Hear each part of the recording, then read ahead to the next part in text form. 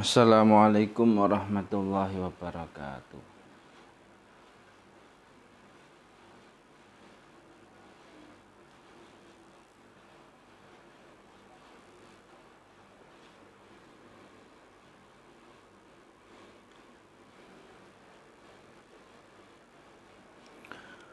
Alhamdulillahirabbil alamin wassalatu wassalamu ala asyrafil anbiya'i wal mursalin wa ala alihi wa sahbihi ajma'in amma ba'd.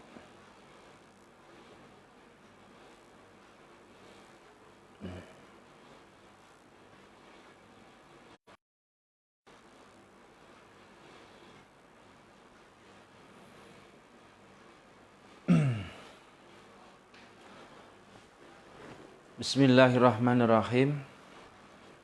Alhamdulillah, pada malam hari ini di sela-sela saya ada jeda untuk mengaji tafsir online secara live.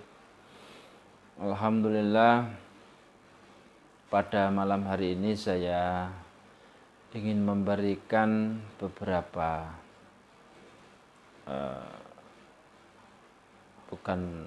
bukan sebuah kajian, akan tetapi beberapa hal, kata-kata mutiara yang penting untuk kita jadikan pemahaman bersama.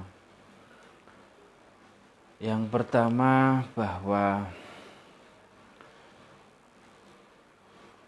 kita mengetahui bahwa Allah Subhanahu wa ta'ala itu menyayangi umatnya dengan menurunkan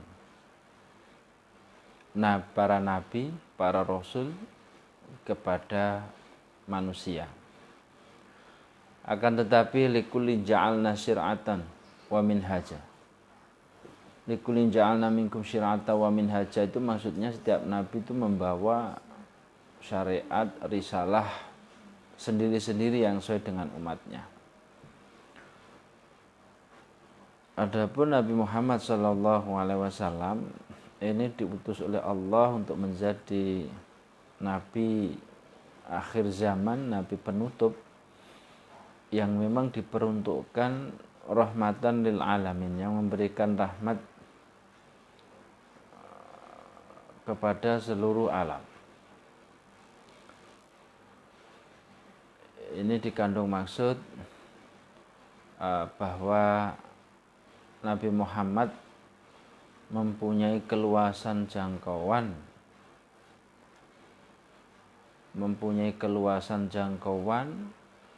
yang umatnya itu tersebar di seluruh dunia.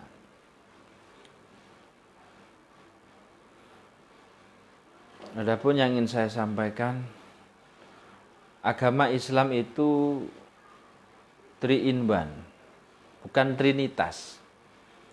Kalau trinitas itu ideologi Kristen yang mempercayai ketuhanan itu ada 3. Akan tetapi kalau yang saya maksudkan, esensi daripada Islam itu ada 3 hal. Yang pertama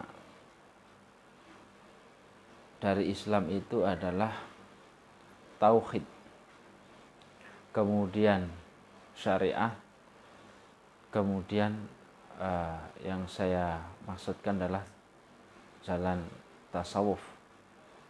Bisa diartikan 3 hal itu adalah 3 hal yang paling membentuk Islam. Sehingga ketika Rasulullah SAW dalam sebuah hadis, jika suatu saat ditemui oleh seorang laki-laki yang para sahabat di situ tidak mengenal, kemudian tiba-tiba lelaki tersebut langsung duduk di depannya Nabi, seraya berkata, ma huwal Islam, ma huwal iman, ma huwal ihsan. Islam, iman, ihsan. Sehingga yang saya katakan ada 3 elemen di dalam satu ajaran Islam. trinitas. Jadi 3 jalan ini saya ibaratkan seperti orang yang ingin mencapai tujuan itu. Saya ibaratkan orang itu harus memilih jalannya, levelnya masing-masing. Antara level 1, level 2, level 3 itu memiliki tujuan yang sama. Ketika memahami mahwal Islam, mahwal iman, mahwal ihsan, itu seperti kita memahami antara syariat, tarekat, kemudian hakikat. Syariat, hakikat, kemudian ada yang namanya tarekat, hakikat. Nah, syariat, tarekat, kemudian jalan makrifat atau hakikat. Seperti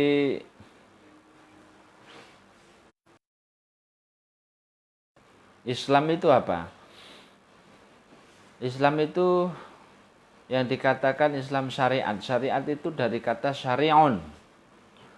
Syari'un itu dalam bahasa Indonesianya syari', jalan raya. Jadi tidak peduli kendaraan itu sepeda motor, becak, apapun bisa lewat di jalan raya itu menuju satu tujuan. Jalan yang umum biasa dilalui oleh masyarakat itu syariat. Oleh karena itu tataran syariat itu tataran yang memang diperuntukkan untuk semua kalangan syariat. Kita kasih contoh, kita ingin ke Jakarta ada jalan rayanya, atau ke Surabaya ada jalan rayanya. Nah di situ semua jalan yang biasa dilewati itu namanya syari'un, syariat. Kalau seseorang itu kemudian punya seorang mursyid, punya seorang guide untuk sampai ke tujuan yang lebih cepat, tapi jalannya itu hanya bisa diketahui oleh guide tersebut. Katakanlah jalur alternatifnya. Maka jalan itu dinamakan thoriqun. Maka kata thoriqat diambil dari kata thoriqun, tarekat. Thoriqat artinya jalur alternatif yang tidak semua orang tahu, dan orang yang akan lewat situ harus lewat seorang guide, waliyan mursyidan, seorang pembimbing, murabbi, seorang yang bisa membimbing kita menuju jalan hakikat itu. Jadi tarekat, saya ulangi, ada jalur semua umum, orang lewat di situ semuanya, pakai semuanya, harus pakai semuanya, bisa dilewati semua orang, truk, bis, semuanya boleh lewat. Itu namanya syari'un. Jadi umat yang tipenya tipe sepeda motor, ya lewat bisa, diperuntukkan untuk semua orang, dan itu memang harus dilewati. Akan tetapi kalau yang namanya thoriqat, thoriqun, itu bisa di jalur alternatif yang tidak semua orang bisa lewat, karena harus lewat seorang mursyid, petunjuk jalan. Nah, kedua-duanya ini sama-sama nanti akan sampai kepada jalur tujuan yang utama, yaitu tujuan hakikatnya itu ma'rifatullah. Ma'rifatullah, dekat dengan Allah, mengenal dengan Allah. Itu bahasa-bahasa metafora, bahasa-bahasa yang bagaimana orang biasa ini sulit untuk membahasakannya. Kalau sudah di area hakikat ma'rifatullah itu bisa, orang itu kadang-kadang tidak sulit untuk mencari ungkapan yang bisa itu. Setelah menempuh jalur tarekat, kemudian sampai ke tujuannya, hakikat atau ma'rifatullah, maka ada orang membahasakan ini yang dinamakan mahabbah. Tapi bukan mahabbah cinta seperti orang kita cinta dengan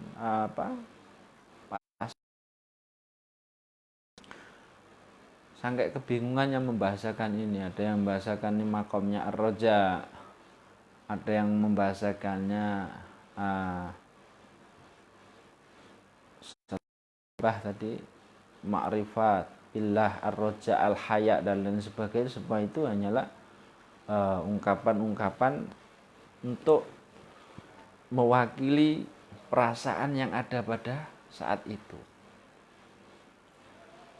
Maka ketika orang itu masih berislamnya, berkeislamannya itu masih tataran syariat, maka seolah-olah dia itu seperti orang yang dalam tataran ilmu yakin. Apa ilmu yakin itu? Ilmu yakin itu adalah orang yang tahu iklan lah, informasi. Oh, Allah itu ada. Pengetahuan tentang Allah, pengetahuan tentang agama. Oh, Allah itu punya sifat seperti wujud seperti ini, sifat wajibnya seperti ini dan lain sebagainya. Itu syariat. Mematuhi perintahnya dengan sholat dan lain sebagainya, itu syariat. Tapi belum mengenal hakikatnya Allah seperti apa, baru informasi.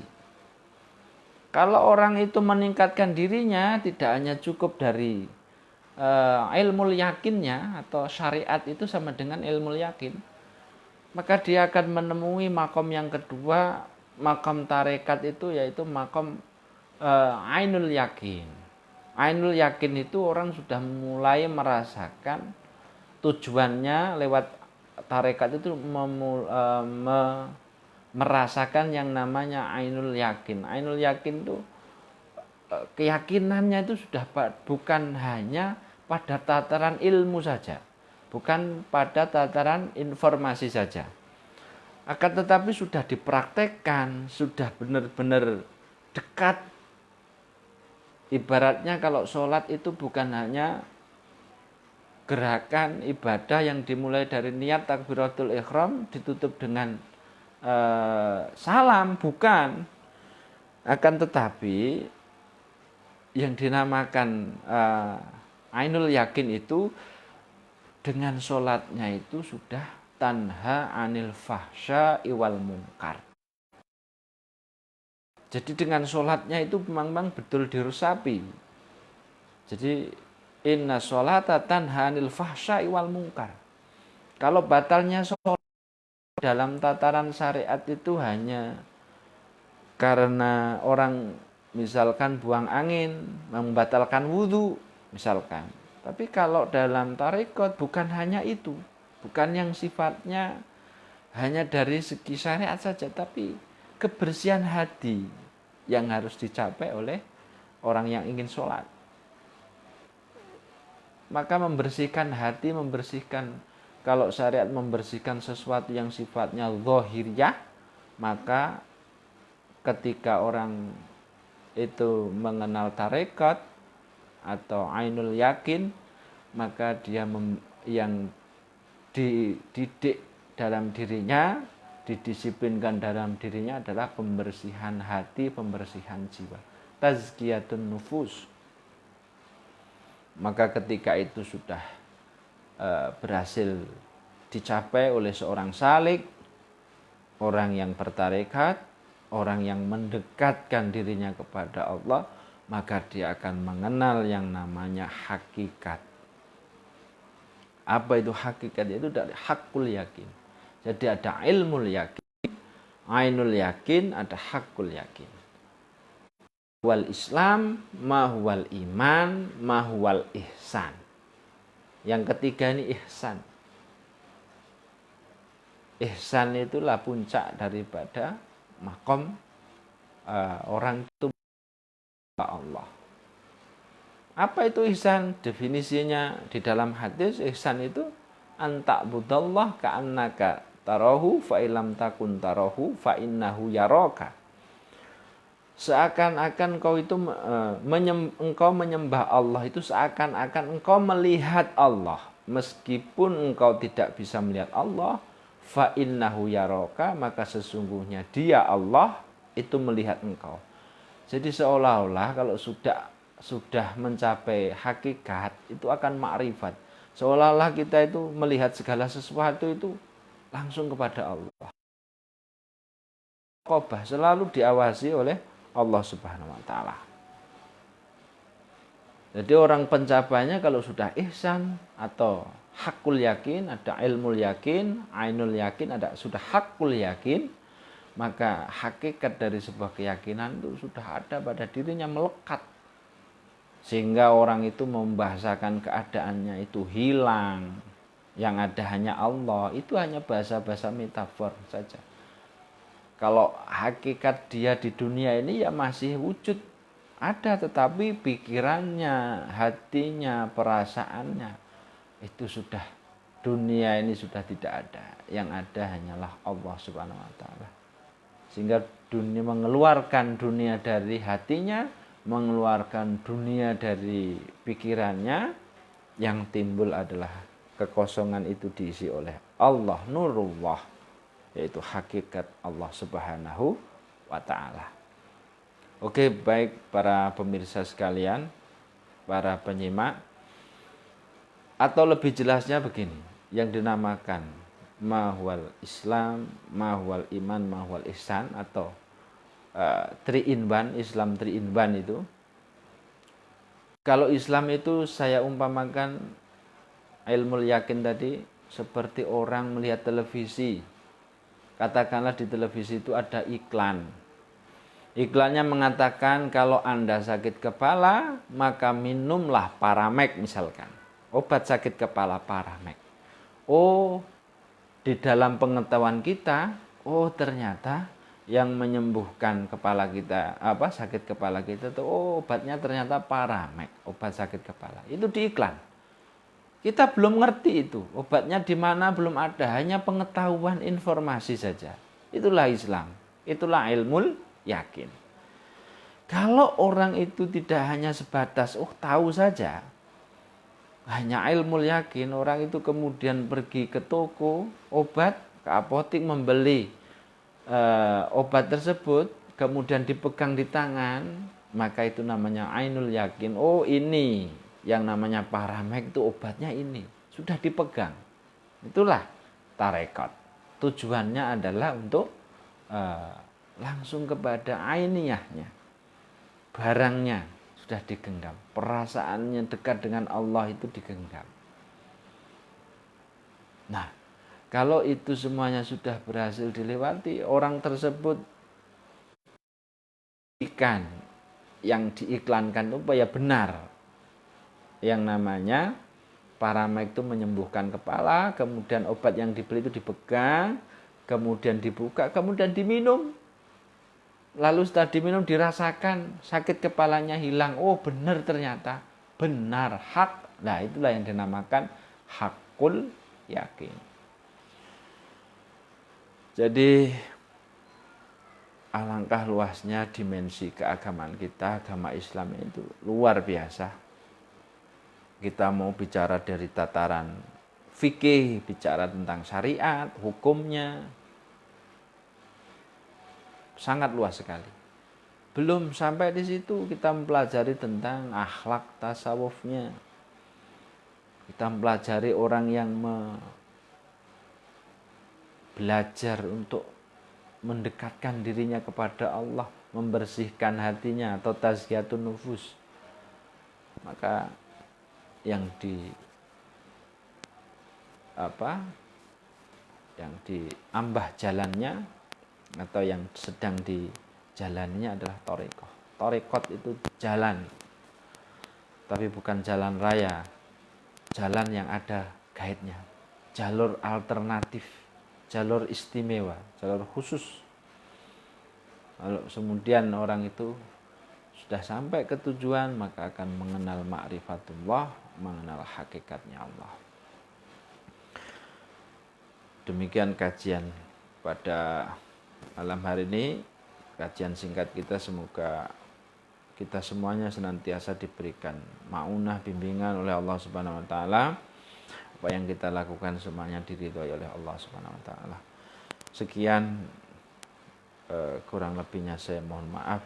Semoga di puasa ini kita semua bisa membina diri kita, bukan hanya syariat semata, yaitu menahan lapar, dahaga, dan hubungan biologis kita, akan tetapi bagaimana puasa itu meningkatkan kualitas keimanan kita kepada Allah, meningkatkan derajat kita di sisi Allah.